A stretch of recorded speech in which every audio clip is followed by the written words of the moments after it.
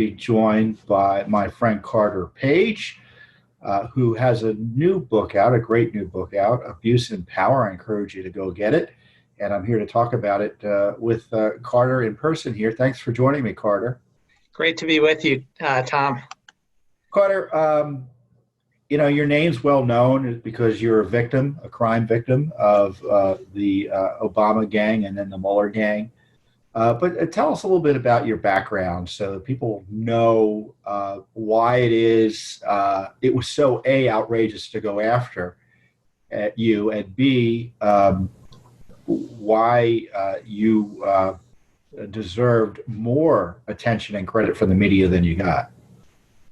Well, Tom, I think the big picture is that I have always served my country. I've graduated high school and I went straight into the U.S. Naval Academy, served for 5 years in the military, and was always, growing up, I was an Eagle Scout, always focused on community service and trying to help our country. And I think the reason why this whole scandal was along the lines of what you're alluding to was so preposterous from the beginning is they portrayed me as a traitor, right? The large cabal between the Obama-Biden administration and the DNC and their operatives within Washington and around the world were trying to misportray me in direct conjunction, along the lines of what you're alluding to with the mainstream media. So I think, as you're correctly noting,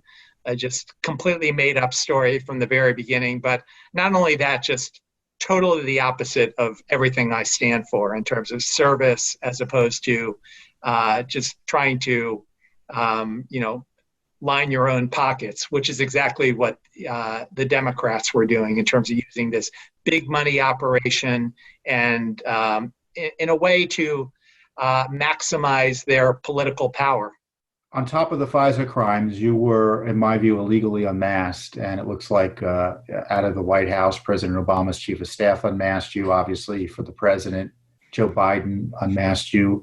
Others, like Treasury Department, I don't know why they were unmasking you. But the point is, the senior leadership of the Obama administration unmasked you.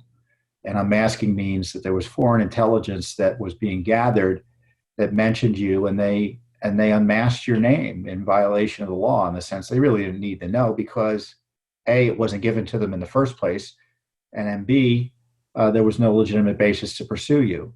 What's your thinking specifically now that Biden is running for president that no one's asked him why it is he unmasked you?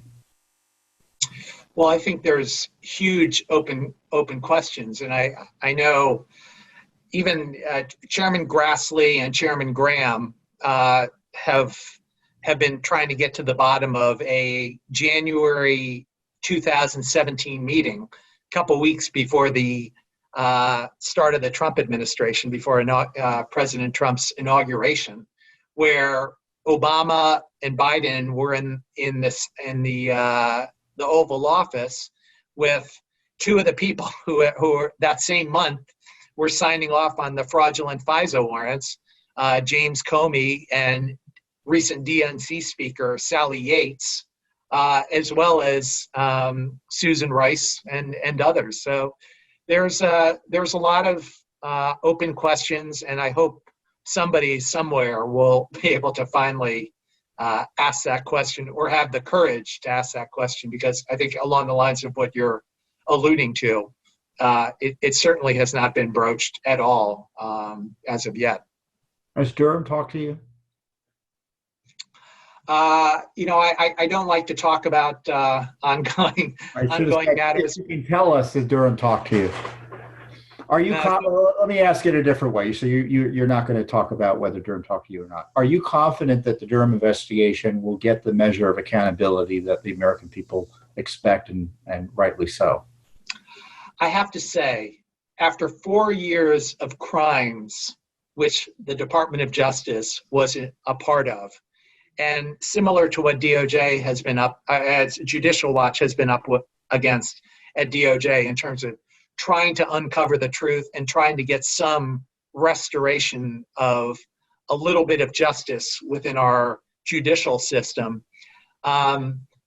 I've really been stonewalled. And, you mentioned the fact that I'm a crime victim. What I can say, in this, the first Durham indictment, which was brought just a couple of, just last month, I was notified beforehand that this was happening in accordance with the Crime Victims' Rights Act. And there are certain terms of the Crime Victims' Rights Act, which had been totally blown off and, zero justice for the last several years. So there's a lot of open questions, and we'll have to see how certain things play out. But that was really a turning point, in terms of a change where other people's rights, innocent Americans' rights are starting to be at least a little bit respected. So that to me was highly encouraging. And I think I won't say who or when, but, the fact that people are taking some initial steps towards justice, I think is highly encouraging. Will you be able to submit a victim statement when Kleinsmith is sentenced in December?